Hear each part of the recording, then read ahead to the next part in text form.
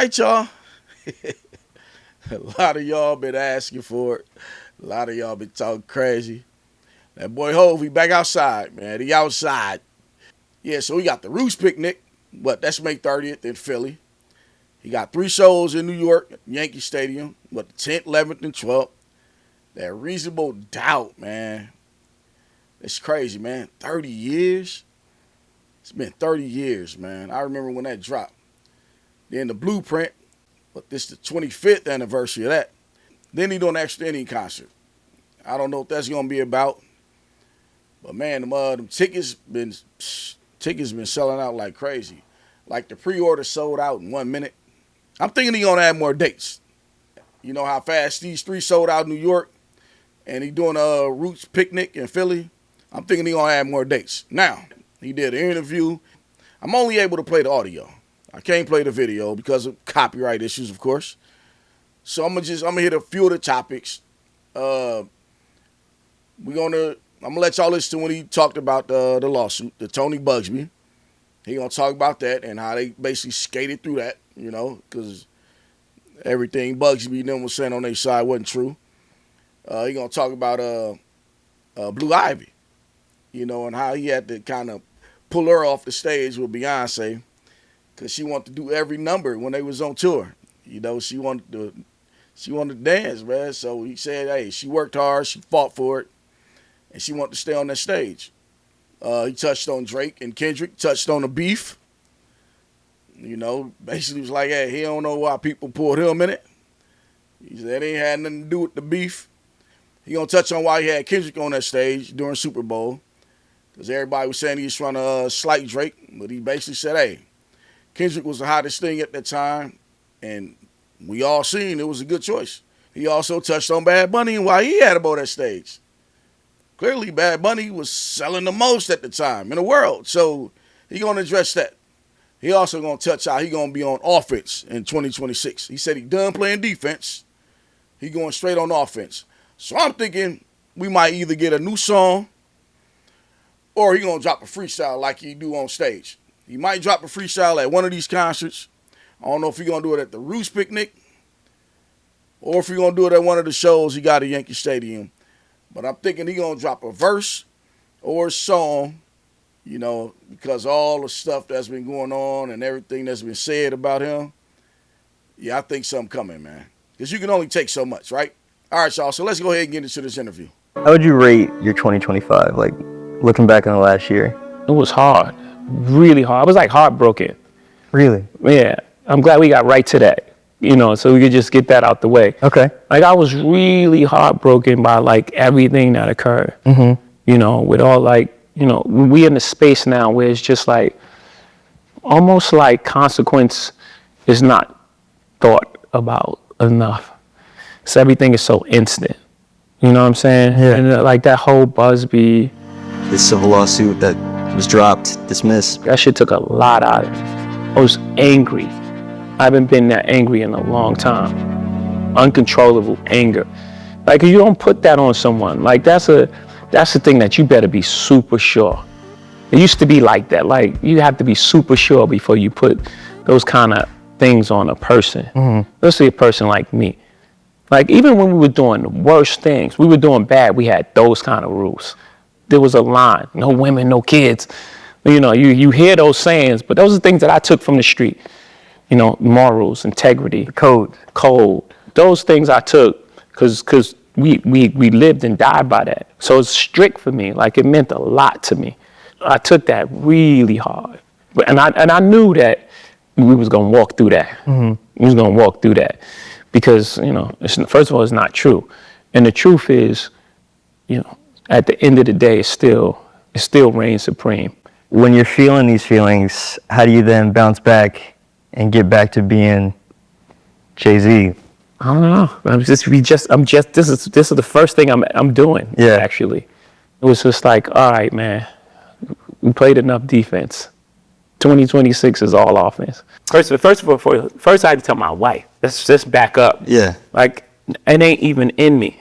I know what this is the weight that this is gonna bring on our family. I can't do it. The makeup, my I would die. It would have been cheaper, yes. Cheaper, quicker, Yeah. move on with your life. It was like a testament because people know me. Like, I know who you are, and that's impossible. And not only we standing by you, but what do you need? Yeah. What did you kind of do to come back from that personally or emotionally, I guess?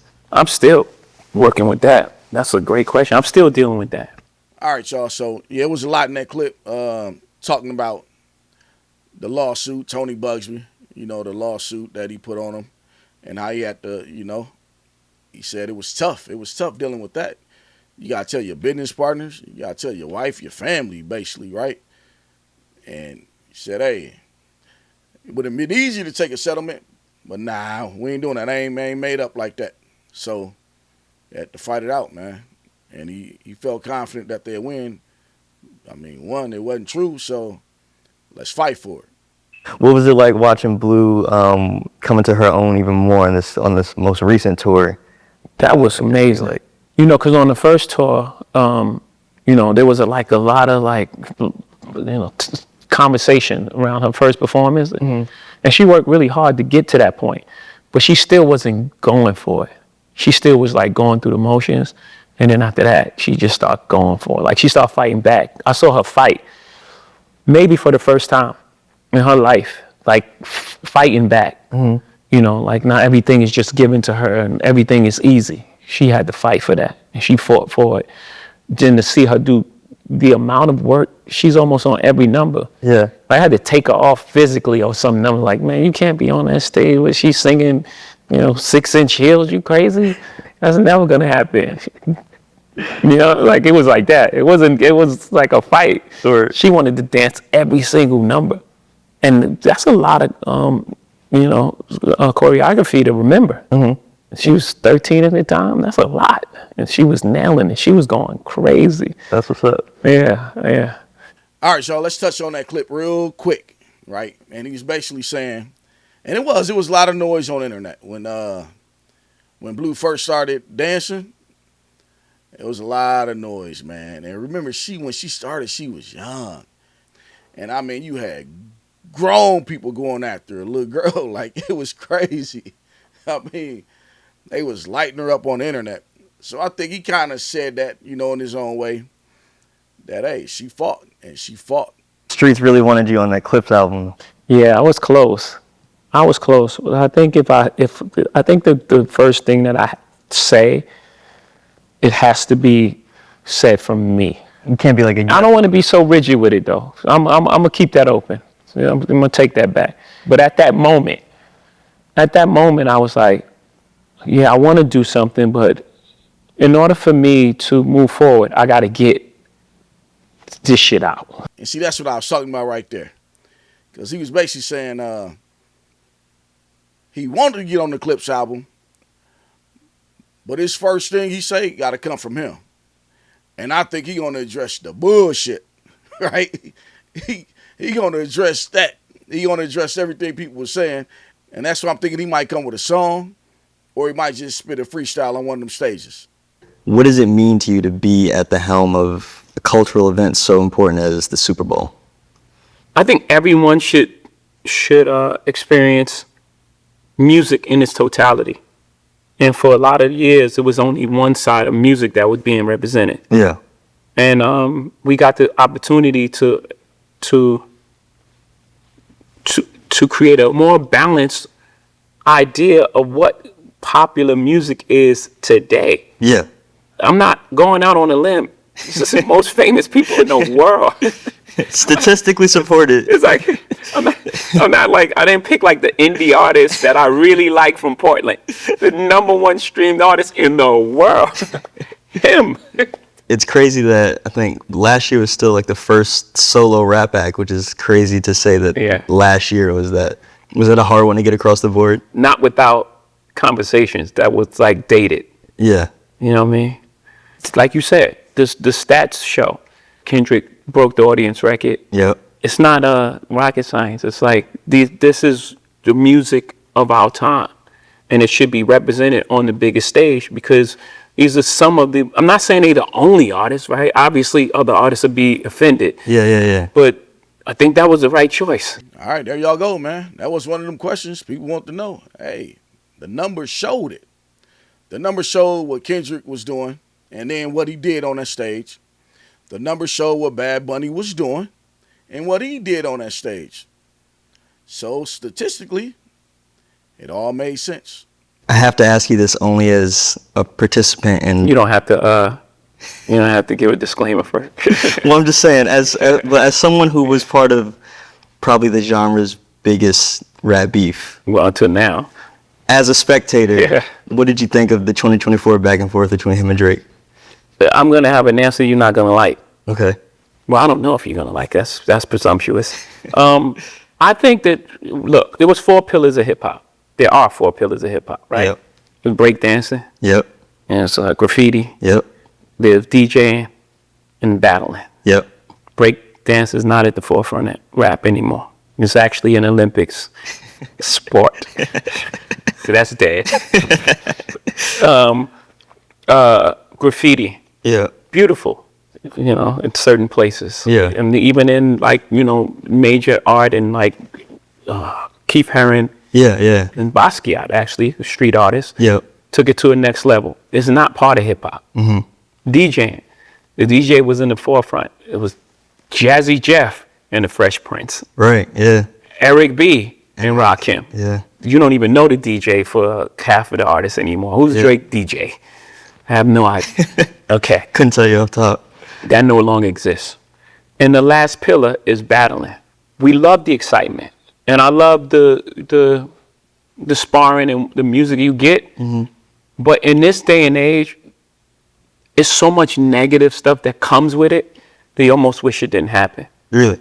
Yeah, because it's almost like it's a final thing. Now people that like Kendrick hate Drake. Yeah. No matter what he makes, no matter what he says, and it goes far too. It's like attack on his character and his thing and it's like, I don't know if I love that. Yeah. I don't know if it's helpful to our growth. Where the fallout lands, especially on on social media, which takes place every day. Yeah. And now you have these pods of cult. The Stan armies fighting. Yeah, and it's like it's too far. Yeah. It's like bringing kids in it. Yeah. And it's like I don't like that. Maybe I've grown in a space that is probably I sound like the old guy wagging the finger, but I think we can achieve the same thing. As far as sparring with music, with collaborations more so than breaking the whole thing apart. Yeah.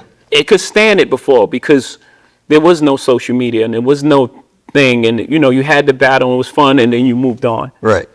Right now I don't know if it could stand it with the technology that we have. Because it takes up so much oxygen. It takes up so much oxygen. Yeah. And now it's just like every day they're just trying they're to still talking about it. It's not just talking about it. Not like, yo, this song, I like this. Yeah. No, it's like trying to tear down the people's life. Yeah. It's like trying to, wreck this guy's marriage or this guy's relationship with his child. And it's like, I don't know, man. I don't know if it's worth it at this point. Yeah. I don't know. That's interesting. Again, I love the idea that we got so much music in such a short period of time. Great music. Just everything around it was just like, man, it's like taking us a couple steps back. Yeah. And we just grown so much that I don't know if, I guess I'm going to say it, I don't know if battling needs to be part of the culture anymore. Interesting. I hate that I have this point of view. I do, because I know what it sounds like. I know what it feels like.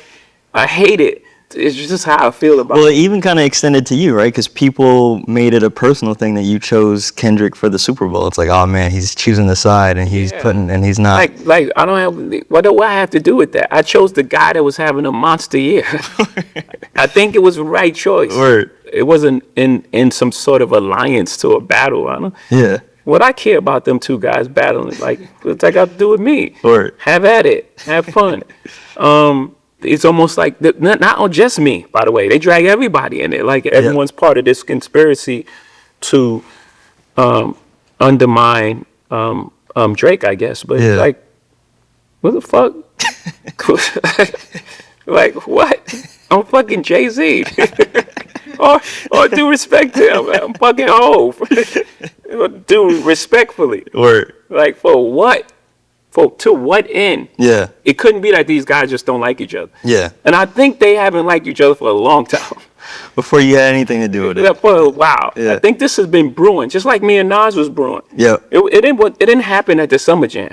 That happened. The Lex and TV sets, the minimum, whatever. It was a whole bunch of stuff leading up to that point. All right, so I want to touch on what Jay-Z just said right there. When him and Nas was battling. Man, he said he liked Nas. So, man, Jay ain't really want to do that battle. He liked Nas. He said he was a nice guy. And I think Cole felt the same way about Kendrick. And he liked Kendrick. He didn't want to go at Kendrick. But he got pressured. And see what Jay's saying right now? That's what J. Cole was feeling when he went at Kendrick, basically. And you know what? J. Cole, he made a decision. He did drop a song, right? He dropped a song. He quickly retracted that. So we ain't gonna act like J. Cole was innocent in all this. He did drop the song. But J. Cole did pull back, right? And he basically told us why and how he was feeling. I think Jay want to do the same thing, man. But the culture and the people you around, they won't let you do that. So you got to give J. Cole props for that, for even pulling back. Even after he dropped the diss song, he knew it and he felt it was wrong. He did pull back. And Jay kind of saying it right there. What is your relationship with Cole like these days? Obviously, there's things behind the scenes with, like artists and shit like that gets complicated. Yeah. But I think you given a chance to prove that you're above board is an opportunity. Word. So I don't have any negative feelings for him. I'm actually super proud of him and what he's done. It sounds like you're still, like, when you came in, we were talking about the mixtape, like you're still engaging with the work as a fan, too. Yeah, Clue sent it to me, actually. Oh, word? Clue, not Cole. Yeah? He sent it to me, because he's proud, right? Yeah. Think about Clue. Like, he have, like, a resurgence behind it. Yeah. All right, there y'all go. I think he answered a lot of questions people have been wondering.